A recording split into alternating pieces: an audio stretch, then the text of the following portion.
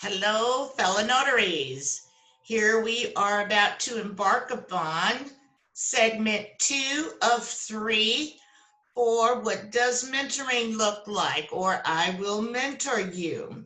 So, in this segment, this is something I found interesting because sometimes I do see stuff about, is this a dumb question? Is this a stupid question? So forth and so on.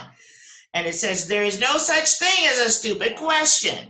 And then, of course, it says, I beg to differ. It's just something, I picked up off one of those little sites. And then, is I beg to differ a snarky comment? It sure is. Whereas there are no stupid questions, there are what I call time wasters. And time wasters is one of the things that we're going to deal with in this segment. Now, we have 8 segments, 8 parts to segment 2. As I mentioned, I need a mentor, my time wasters, training needs, supplies and equipment, insurance, advertising, supplemental income, and business model are the 8 parts that we're going to cover. Now, I also must be transparent. A lot of the information that you're going to find in here, it's my opinion. Some of these things are based on my opinion. So again, take what you can use and then discard the rest. But I think that there may be some things that you will find beneficial that will help you on your journal. So buckle up. Here we go. So what we hear oftentimes, or what I see 100 times over, are there any mentors in this group? Is there anybody willing to mentor me? My recommendation is to understand what area of mentoring is needed. In the previous segment, I did a little things that I've had training and I need to be mentored on, and you fill in the blank. The other thing is, how do I fill out this form? My recommendation is to read the form. Remember, reading is fundamental. Most of these forms will tell you how to complete it if you just read the form. So that's the first thing you want to do. I also recommend that you do not take a picture and post forms in Facebook groups asking for help. You always run the risk that you may have not redacted some personal information. So I caution you to be very careful with that. So we continue. There is so much information that it is overwhelming. I need a mentor. My recommendation, create an online journal. Just make it a Word document of information that you've gathered.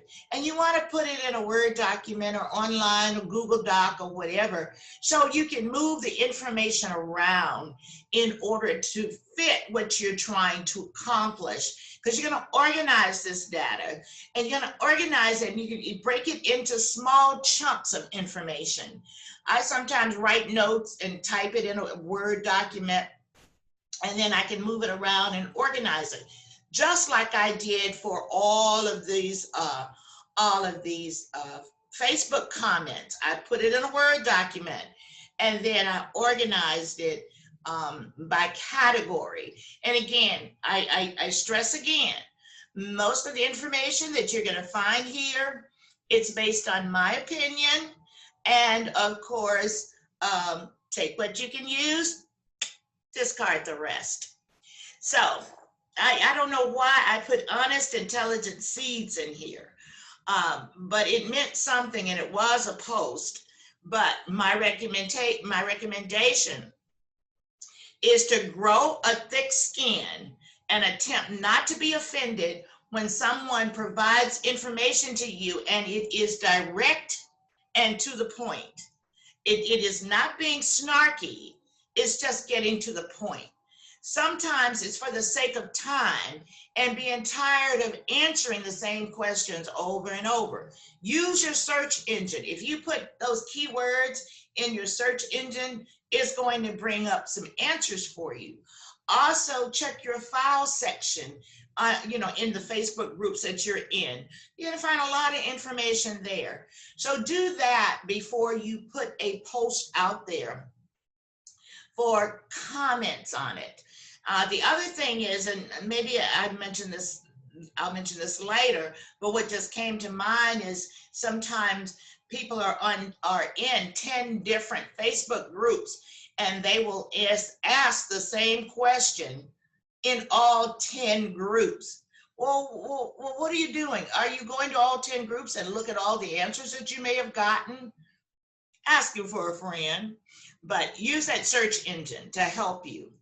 And then, how do I make $100,000 a year?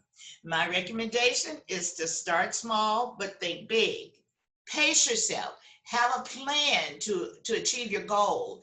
And I am going to do a video. I'm going to do about 2-3 videos on how to make $100,000. I'm going to give you some suggestions on how you can do that. So I will do that in the next week or so. Where should I advertise? My recommendation is you advertise everywhere you can. And you start with the free stuff, such as Google My Business and the Facebook community. Use your Facebook community. Let your friends and relatives know what you're doing and ask them to refer their friends and their relatives to you. So you can definitely start with your own Facebook group. How do I get direct title business? My recommendation, Google title companies, reach out to them, let them know who you are, what you do, and why they should hire you. And then when they do call you, you've got to answer the phone. Can't tell you how many times I hear, well, Liz, I called so-and-so and so-and-so, like you said, but they didn't answer the phone. This is not one of those things where they're going to leave you a message and wait for you to call back. So you've got to answer that phone. Then we go into what I consider the time wasters. Time wasters. How do I reactivate my blank sign-on? My recommendation, reach out to the company you're signed up with. They're going to know, they can help you through because they can actually look at your information and tell you where you might have gone wrong. Is this a scam? I can't even come up with a recommendation on that one. I just say, really? And then I'm giving you the side eye on that one because there's no way that we would know. Same thing for, is this company legit? Go look it up. Use Google, Better Business Bureau, 123 Notary. How long should I wait if no one answers the door? Well, you follow the instructions. My recommendation, you follow the instructions from the hiring company. You call the hiring company before you leave the location, and then they will tell you what their expectations are. And typically they're going to pay you for a print fee and a travel fee. However, if you leave the location before contacting your hiring company, they may not pay you that print and travel fee. How much do you charge? How much do you charge for a signing that's 40 minutes away? And the same thing with how much do you charge for a signing that's 2 hours away? You don't charge for an assignment that's that far away because it's too far. When you consider if you're going to drive an hour, 2 hours, how much time is that? That's going to be 2 hours there. That's going to be 2 hours back, an hour at the signing table, 5 hours. Now, unless they're paying you $500, $600, $700 to do that, and sometimes for whatever reason, someone may do that, especially if it's in some rural area, but somehow I doubt that. So I just say you do not, and especially If you are a new person, you're not going to want to do that. If you are a new notary, a new signing agent, because I always look at it like this, especially when you're new. What if you make a mistake and you got to go back? Now, excuse me, I tell you that from experience. My very first signing, it was about 35 minutes, 35 to 40 minutes from my home, my home location. I made a mistake. They signed the notice of right to cancel in the wrong place. I did not catch it until I got all the way back home. I had to turn around and go back to get that done. So that taught me to start looking closer at the documents, double, triple checking sometimes. And it also taught me not to go, I think, well, no, that wasn't when I started to stop going so far. But anyway, that's something to consider. But that was 30 minutes, 25 to 35 minutes. It was not an hour each way, and it definitely was not 2 hours. So my recommendation is you don't take those signings if they are that far away from you. Again, these are my recommendations. Time wasters still, y'all. How does the Office Depot discount work? I'm giving you the side eye again because you need to ask Office Depot. What do I do if they will not wear a mask? My recommendation, if it is your protocol, you do not take the assignment. If you already have the assignment, you're already at the location, and they refuse to put a mask on at that point, I recommend that you leave the appointment. That's what I would do, because I'm not going to risk my life for $100. So if they don't want to wear a mask, then they don't want me to sign. Now, what I would do is to get back in my car. I would contact the hiring company before leaving the signing location and let them know that because the people refuse to wear a mask, I am not going to be able to complete that signing. Now, if they choose to pay me a print fee and a travel fee, that's fine. If they say they're not going to pay me in this instance, I'm going to say, fine, I'm okay with that because it's not worth it. But most of the people I work with, I've been working with them long enough that they would accommodate that for me. I had one last week where I got there and he was wearing a mask, but he had not told us. He said he told the hiring company or the lender, he told the lender that he was on his last day of his quarantine. He's on his last day. And I said, oh no, I can't do it. I will not do it. He said, but we can do it on the back of the truck and we can be 6 feet apart. Oh no, I'm not gonna be able to do that. So I did not do it. I got back in my car. I called the hiring company. They understood. And I think that signing was $120. They gave me $60. I'm good with that, but it's one of my regular people, and they understood why I was not doing it. So you just have to communicate with your hiring companies about what you're doing. Okay, so the next one, why haven't I received my notary supplies from? I'm giving you another side eye. This is another side eye. You called a place where you ordered your supplies. How on earth would anybody on Facebook know why you haven't gotten your supplies? So these kind of things you don't, and a lot of these, you have all of these people weighing in on what you should do. When bottom line, in my opinion, it's not even a question that anyone should have to take the time to entertain in order to help you. A signing service said this to me. What should I do? Recommendation, you have to make the decision about whether or not you can or cannot do what's being requested. You will make your decision based on your training and the laws outlined by your notary commission. If what they're asking you to do and it's not in violation of your notary commission and it's something that you can find in your business model to do, then you make your decision about whether or not you will or will not do what a hiring company is asking you to do.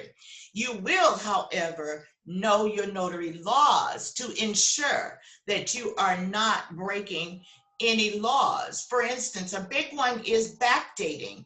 Oftentimes, your hiring companies do not realize that backdating is in violation of your notary commission in the state of Texas.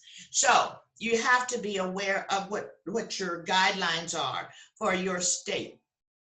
Okay. She, he, they are being mean to the newbies. Scroll by the mean comments. Scroll on by the mean comments or remove yourself from the group. If you find that it's a group that's consistently and you definitely know that they're being mean to you and not just being direct or giving you answers that are direct and true, but you're not able to hear the value in the response because it pissed you off, then maybe you need to scroll on by. But you gotta have a thick skin to be in some of these groups. Time wasters, and I put this out here because this was on a HUD-1 question, and it got, when I looked at it, which was a few days ago, it already had 24 comments, and most of them were beaten up on they were beating up on me, as a matter of fact. But this person said, she's just looking to make money off you. You can DM me if you like. Okay, Mr. Mike, that's what they should do, because it was one of those situations where when someone is asking a question, I'm going to answer your question, but then I may say, now, why did you ask that question? Or I might say, can you tell me what you think the right answer is? So sometimes, and especially when we're in Facebook and we're typing that message, it doesn't always come through. The intent does not always come through, and it's perceived as being negative or being mean. So these are the ones that I identified where additional training may be needed.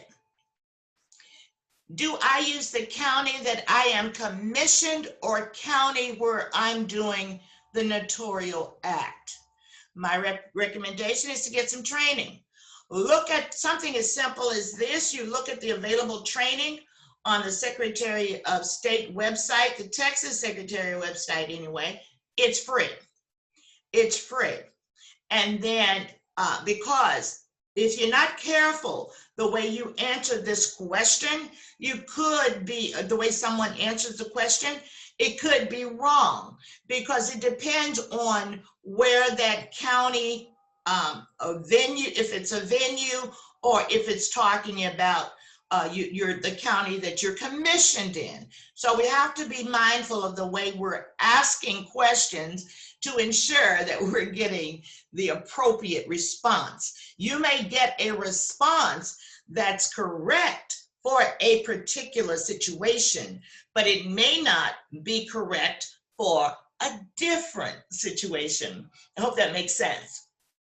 And then, how long does SnapDocs take? My recommendation, contact SnapDocs. Everyone's circumstances and methods of signing up are different. Others will not know what you may have missed in that SnapDocs setup and that's causing a delay in the process of getting you set up. Now, once you get set up, if you think you might be missing something because you are not getting any hits, then you could always just do a little Zoom meeting with somebody, and then you have somebody go through your SnapDocs setup with you, and perhaps they will be able to identify any missing information that is keeping you from getting those hits. So that's just my recommendation. Next, have you worked with this company?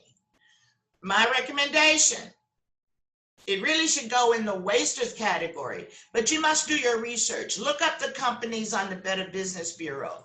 Look up the companies on 123 Notary. Google the company and see what comes up. And then also you think about this, you know, when you say, have you worked with this company? Your relationship with a company more than likely will be different from someone else's. Someone may have a really, really good experience with a company. Another person may have a bad experience with the same company. Because what we have to realize is most of these companies, you're dealing with more than one scheduler. So that scheduler that you got might not be the best. Well, someone else working with a different scheduler, they have a really good relationship. They have bonded and they have created a collaborative relationship. So when you ask, have you worked with this company, you could get an answer that would keep you from pursuing that company as one of your vendors, and you've missed out because somebody said, oh, they're bad. Now, what you will want to do is to check to make sure what I'm looking for, is it a good company, is it a bad company? I'm looking to see if they're going to pay me on time. Now, I'm not going to go out. I look at 123 Notary. I'm not looking for any new business. So I'm not taking any new business, even though new companies come through. But a couple years ago, I would always go to 123 Notary when it was a new company. I would go out there and see what the messages were about that company. I would also go to their website. I would also go to the Better Business Bureau. So some of those things you can do for yourself rather than clogging up your Facebook pages and groups. And it's not, you know, rather than relying on someone else's experience to say that your experience will be the same. It may or may not. And then if you have a bad experience, you know to move them to your do not respond to list. You can block them so that you will not get any more business from them. So, how long did it take you to go through training? I'm sorry, y'all, but that, in my opinion, it really is another time waster. But I recommend that you decide how much training and how long you need to be in training before you start earning while you learn. You know, at some point you just learn, but then you got to pull the trigger. You just got to pull the trigger and go do it, because your learning is continuous. There's always going to be something new. It's impossible in this business for someone to train you on every single thing, because every file you get something is going to be different, because you're working with different lenders, you're dealing with different title companies, different signing services, different customers. No two customers are the same. The way a loan is put together is based on an individual's profile. So that's kind of up to you. You're gonna have to pull the trigger at some point. If you've gotten training and you're ready to step out there, then you just got to pull the trigger. You've gotten everything you need. You're set up. Pull that trigger. Pull that trigger. Go do one. It's okay if you do it scared. Just go do that first one. Then you go do another one. And if you find it's hard, and trust me, I understand. I've been there. I have been there. I was scared, but I was scared for different reasons. But anyway, when you do that first one and you think this is too much trouble, I don't want to do this, then you got to think about why you started doing it in the first place. The other thing is what I tell people who've gone through my training and they say, I don't want to do this. I said, I tell you what, I know it's difficult. However, just do enough closings so that you earn your money back. You have to break even with what you spent in order to get this business going. 9 times out of 10, by the time they reach that point where they've broken even, they're sailing. They're loving it because they're making money. They're loving it. So just keep in mind, you've got to pull the trigger. You got to pull the trigger. Okay, next, what e-notary platforms would you recommend? Well, electronic notarization is new. If you don't have any experience with the traditional way, you're going to have some difficulties trying to do the electronic notarization. In addition to that, if you do not know what platform to sign up with, you're not going to get any business. But on a lot of these, you're going to be paying monthly fees.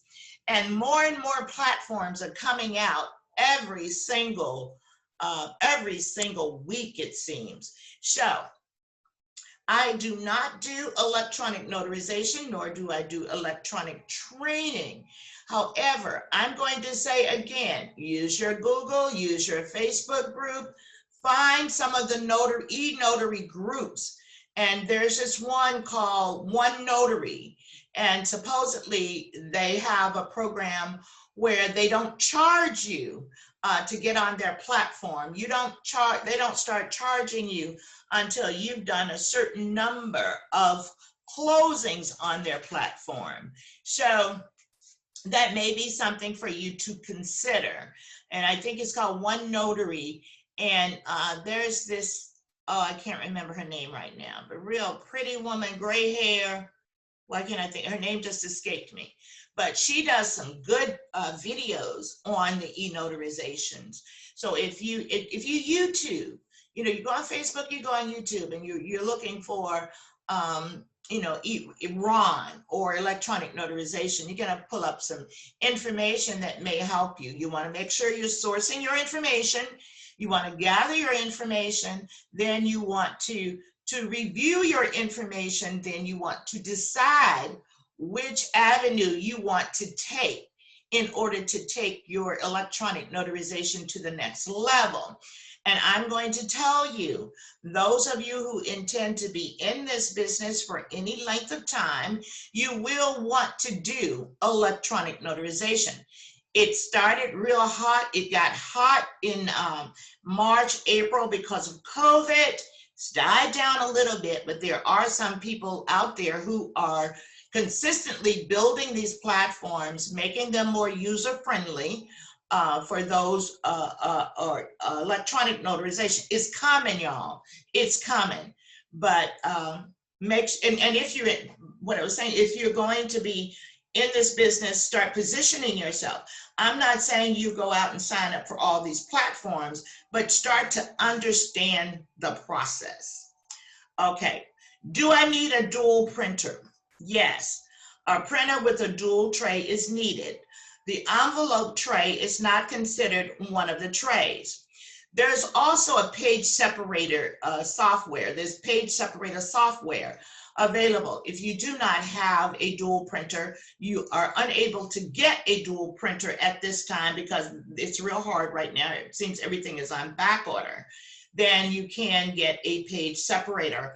I've never used the page separator, but I understand that Notary Gadget and a few others have some page separator software that works very well. So you may want to consider something like that if you are unable to purchase a dual printer at this time. The other thing is, if you do not, let's say that you don't have a dual printer right now and you can only print your document. If you do not have a dual printer, you print all legal. All legal, because some of these documents may be 8.5 by 11, some may be 8.5 by 14. So if you're printing all legal, you're going to get everything. However, I caution you, before you do that, make sure that you let the hiring company know and you get their approval that you can use all legal, because sometimes it has to do with whether or not the receiving county can record documents on a legal or on an 8.5 by 11. It depends on what the county is going to be able to record. So check with your hiring company on that. The next one, time waster or definitely need some training. Do I have to meet signers at their home? Folks, we're mobile notaries. That means we meet our customers wherever they want us to meet them, as long as it is within our area of operation. Mobile notary means we are going where they are at their convenience. This is not at your convenience. So when you accept an assignment and it's at 2 o'clock, but you know you can't do 2 o'clock, so you want to change, you call the customer and change the appointment from 2 to 4, that can be problematic for you. That can be problematic for you.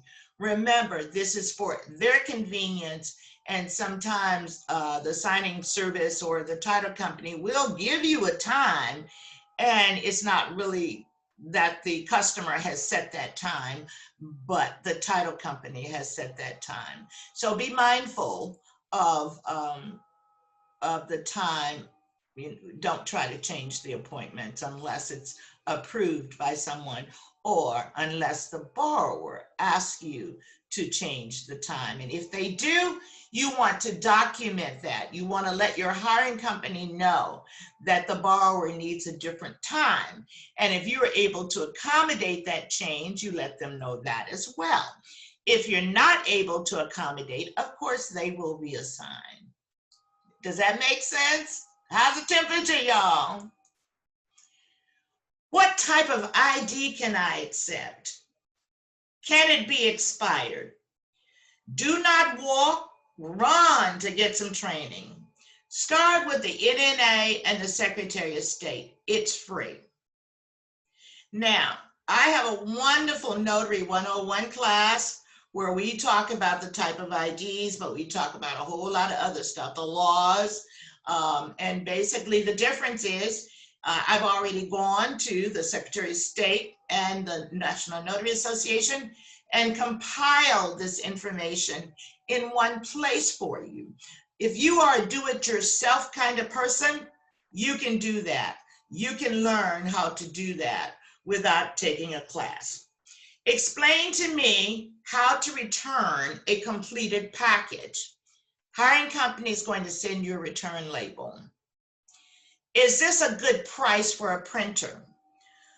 Now, in my opinion, that is a question that is relative to what you can afford. You should know your needs as far as what's required for your printer. For me, I want one that's going to do at least 40 pages per minute. I want the dual tray. Now, once I got those things got those things down, now I'm going to go shopping. But then I usually look at 3 or 4 different sources to figure out the best price. So I always start with Amazon. I go to Best Buy, Walmart, Sam's, so based on your pocketbook is going to help you make the choice about whether or not the printer is a good price. Now, it does not mean that the highest price printer is necessarily the best printer. You've got to read your specs. You've got to look at the reviews on each of these printers. So you can also Google, and this is what I did when I first started in 2015. I shouldn't say I did it, my grandson did it for me. He Googled what is the most popular printer used by signing agents. Okay, I ended up with a brother. But I also ended up with an HP that one of my title companies gave me. It was one of those, I mean, that thing was a workhorse, and it lasted for 3-4 years, and I bet you it was 25 years old, but it finally died on me. But anyway, you're going to do your research to figure out what kind of printer is going to work best for you and your pocketbook. And then also you're going to make sure that whatever printer you get is compatible to your desktop, your laptop, you know, or this Apple or PC or whatever the case may be. So that's my recommendation on that. Can I charge a fee for docs being late? My doctor charges me.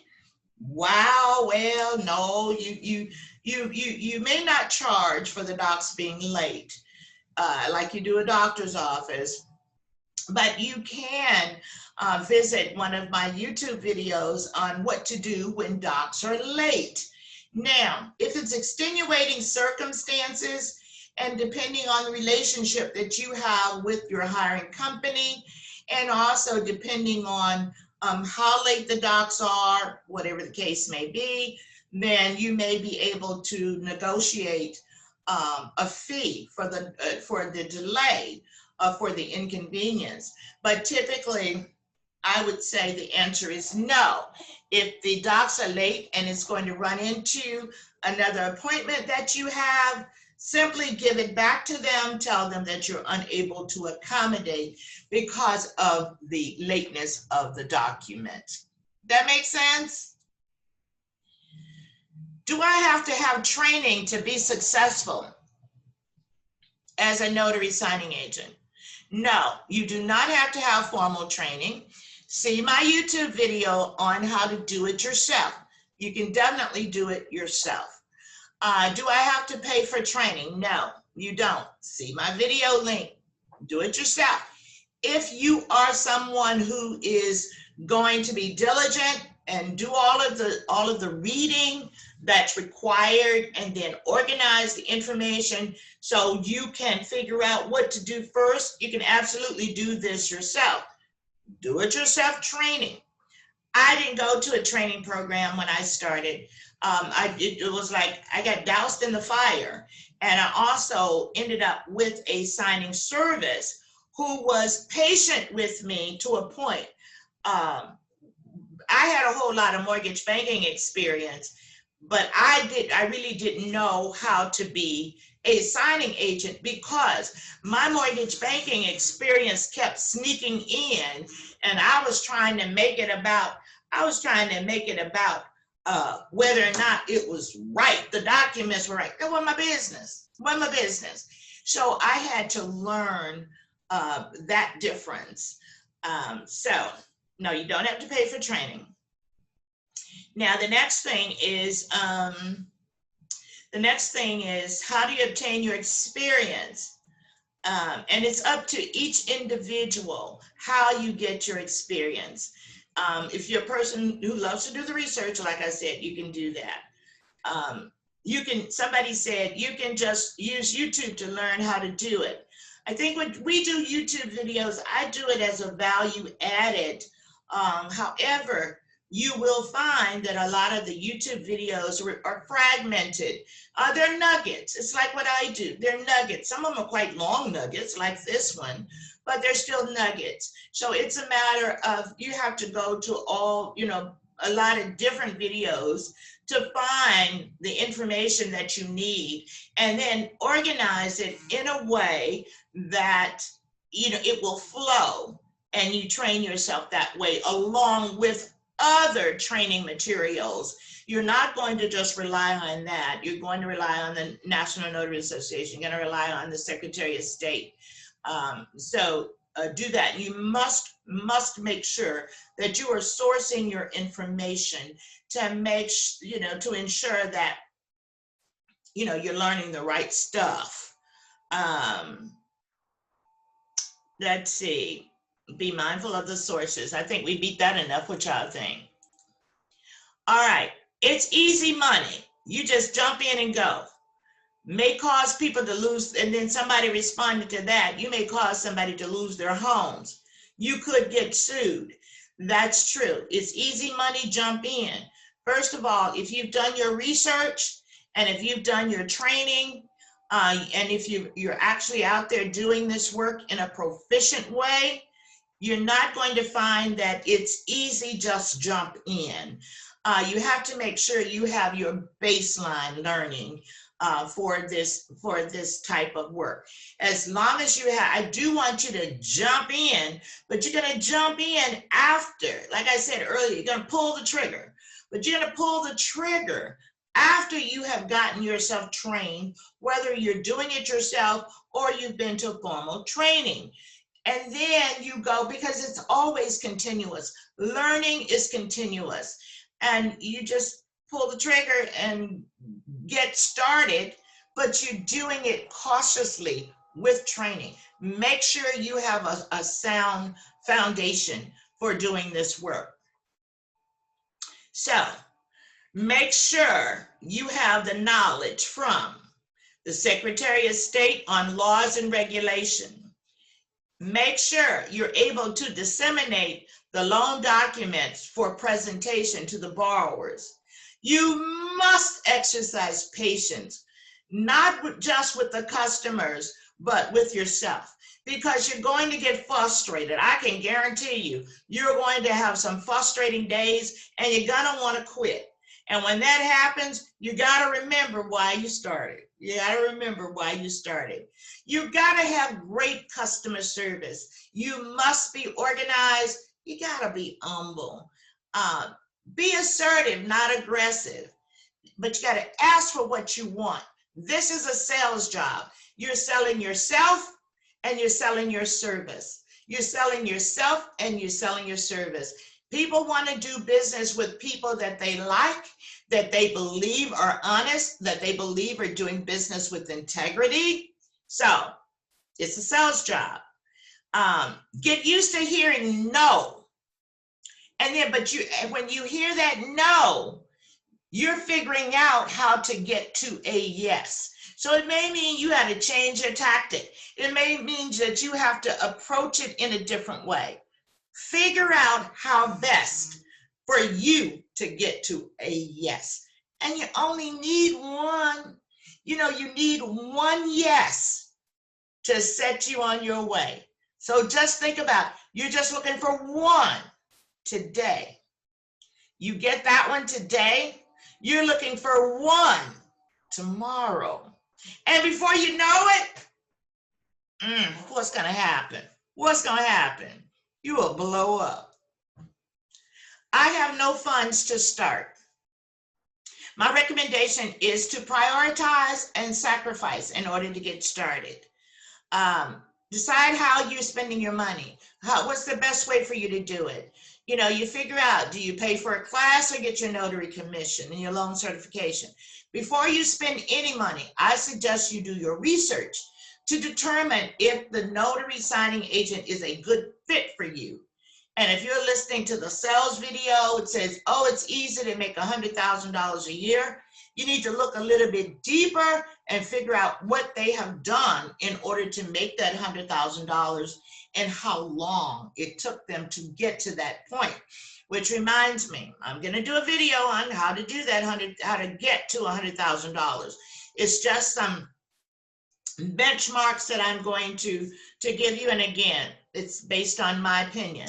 It's based on my experience. Now, the other thing that I saw in a YouTube video, and I forgot her name. Darn it, I was going to put the link in here. But one of the things that she said was that when she started, she did general notary work. And then it's like, okay, I need to pay for my certification. So I need $500. So she went and did $500 worth of general notary work. Another person said she did mystery shopping, but it's like her budget is this for the loan signing. I'm going to go do X number of mystery shopping jobs so I can get the money to buy my printer. I'm going to go do mystery shopping so that I can go do my certification, so forth and so on. So that's a way for you to earn money while you're working on getting established with loan signings, but at the same time, you have just put another stream of income in your portfolio. So when you get your loan signing set up, it doesn't mean you're going to let that mystery shopping or that general notary work go. You're going to hold on to that, and you are building your portfolio of streams of income. Now that's what makes sense to me. So figure out a way, prioritize how you're spending your money. And instead of going to buy that pair of shoes that you saw at Nordstrom, put that money in a little kitty for you to buy some supplies. Yeah, I mean, especially right now, where are you gonna wear those pretty shoes? You know, we're in COVID. Save your money. Just saying. When someone tells you the truth, it is not perceived as being negative or snarky. Totally agree with that. It is sometimes necessary for us to be direct and to the point, and that can sometimes sound snarky. Put your big girl, your big boy's pants on and bitch up, because you gotta have thick skin in order to do some of this work. Now, I didn't know I had to sign up with hiring companies in order to get business. I thought the NNA did everything for you. Nah, don't work that way. You have to put in the work.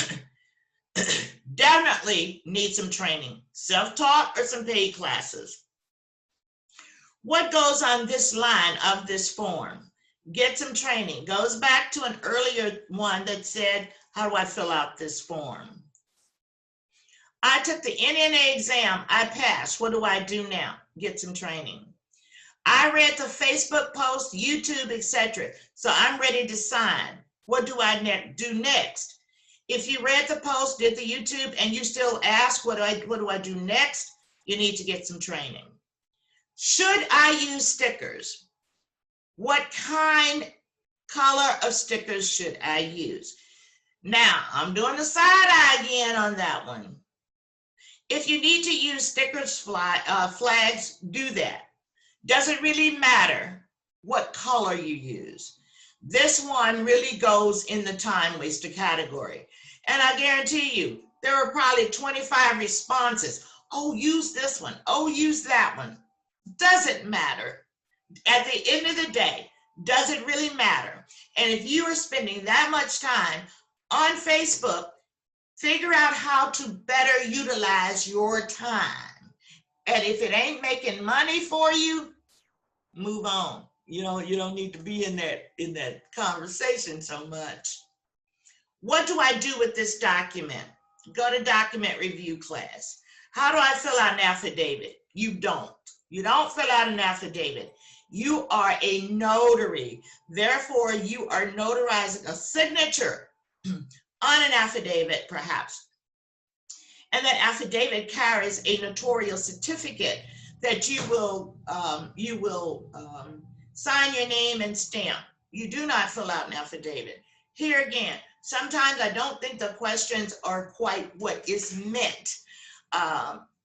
If it had said, how do I fill out the notarial certificate on an affidavit, the question would still be, the answer would still be the same in that, or not really the same, but it would be a combination of, you need to read the document, read the notarial certificate to figure out what it is you're supposed to do to it, because not all notarial certificates on affidavits will be the same. Reading is fundamental. What fee should I charge? The loan signing fees are offered by a hiring company. You have the option to accept it, decline it, or counter. Refer to a fee and income sample of fees in the file section in my Facebook group for more information on that, how to figure out what your expectation should be for fees on a loan signing. My biggest training hurdle was 30 plus years of mortgage lending experience. I mentioned that a little bit ago. I had to learn that there is a distinct difference in understanding documents and presenting documents. Most of all, I had to understand that what's in those documents is not my business. I am not to judge in any way, shape, or form what's in those documents. So it ain't my business. I'm there to present the documents with a brief description. Sometimes it's just a matter of reading what's at the top of that page. But you need to understand what's in the documents, not so that you can memorize. Well, you need to know, not to memorize or read them, not to memorize, but for familiarity, so that you know what's in the documents. But it's not like you have to explain all of it. But if a customer asks you about a certain thing, you will more than likely know where to go in that document to point to it, to allow them to read it for themselves. Anything beyond that, you would be referring them to their loan officer or to the title company. Okay, next, we got supplies and equipment questions. And I'm pretty much giving y'all the side eye on all of these. Where can I buy paper? Where can I buy a printer? Well, you can go to the office supply stores. You're gonna go to Amazon. You're gonna go to Office Depot. You're gonna go to Staples. I always check 3 sources. There you go. Now, type of printer, we talked about that earlier. You're gonna do 3 sources. You can also Google what printer is most often used by notary signing agents. You'll get some information. Remember, the envelope tray is not considered your second tray. Where can I buy cartridges? Okay, guys, same place. You'll buy the cartridges. Now, is that question, do you know of any, let's say it was, do you know of any specials on cartridges this week? That could be a valued added question. However, that's something you can Google just as easily yourself. You're looking for sales or printers or print cartridges, whatever. So anyway, just my thought. Remember, these are my recommendations, and these are my thoughts on some of this information. How often do you buy toner? It depends on your usage. You want to make sure you're looking at the specifications before you purchase. If you look at your specifications, you're going to know how many pages you will get from a cartridge, and it's different for each one. It's like you might have one cartridge for the printer that you have that costs $100, and then you may have one that costs $200.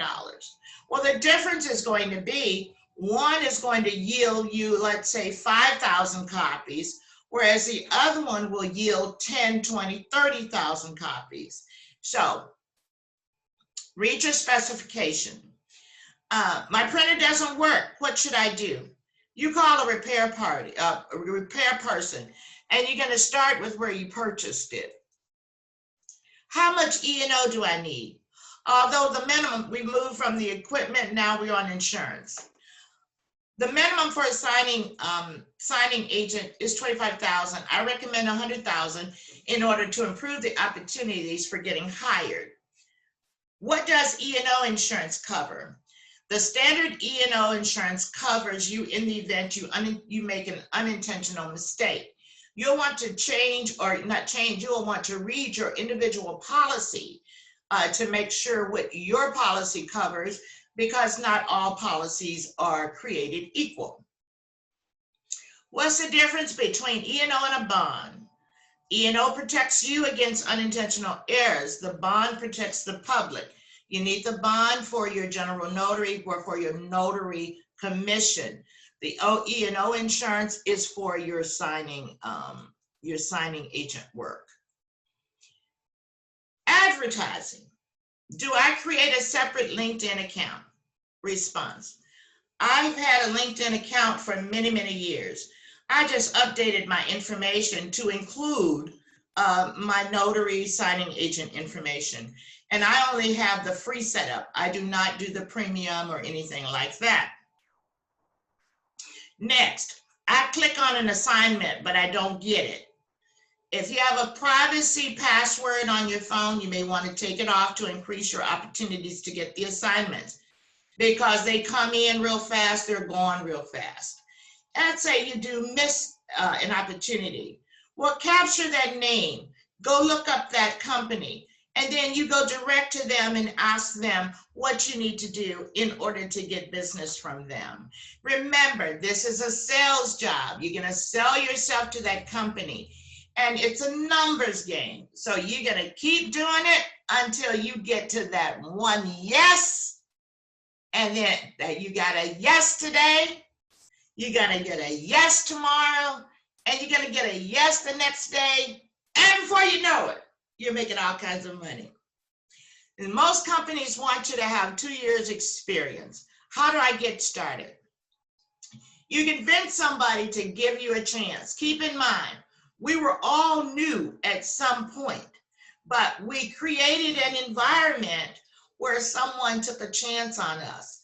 It's just like when you go for any other job and you have no experience, then somebody, you keep asking for these jobs and you tell them how wonderful you are, how organized you are, how your customer service is superb, how you're so punctual, and you have that, you don't have a desperation look or sound to your voice, but one of confidence.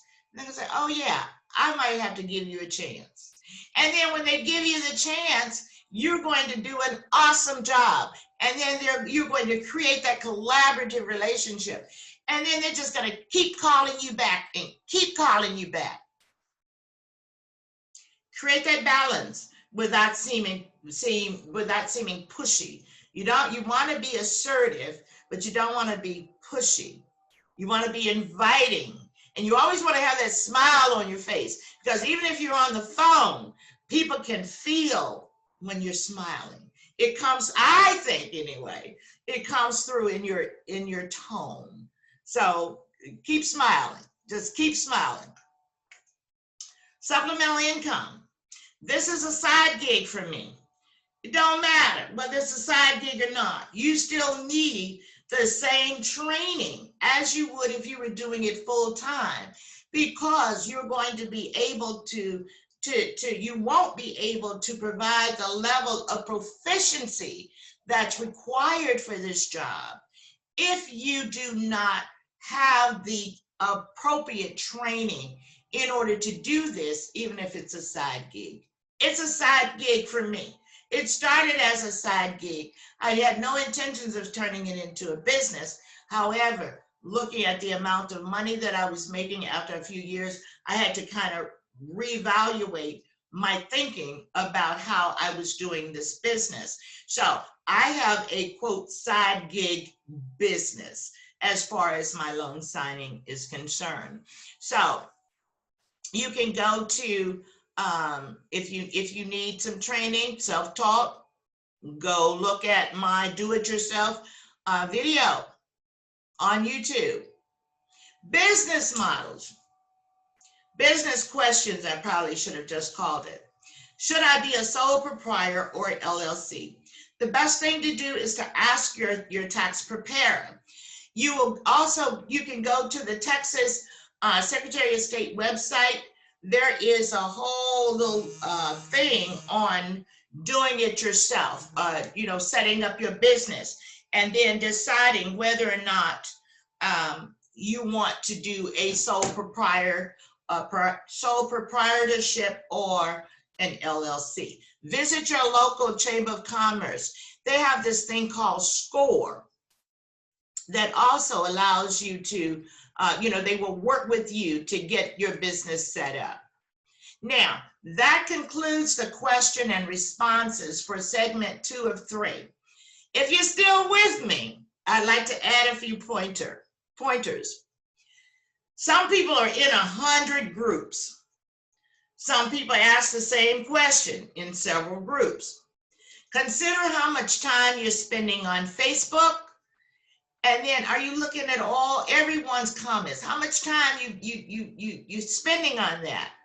Look at how often you jump into a Facebook fight. How much energy does it take? How much money did you make while scrolling on Facebook? Why not create a business page so that people can find you? If it ain't making you money, how important is it for you to scroll on Facebook for hours? I'm just asking for a friend. So consider those questions and see how it fits with what you're doing. And be ready for segment 3. I'm going to talk about my mentoring story and how I intend to, what I'm going to do to start a mentoring program. It will be in my library of programs that I think will add value to some, okay? So I do hope that this has added some value to you on your learning journey. And of course, my information is on the page here. So remember to go to the like, share, subscribe to my YouTube channel so that, I don't know, I guess so I can keep doing it. It's just my daughter told me I had to do that. So I want to say thank you so much for spending this time with me. And again, I do hope that it has added a little value, and take what you can use, and the rest you discard. You discard if it's not something that you can use. So I want y'all to go out and make that money. I want you to have an awesome, awesome day, awesome year end. Thank you so much.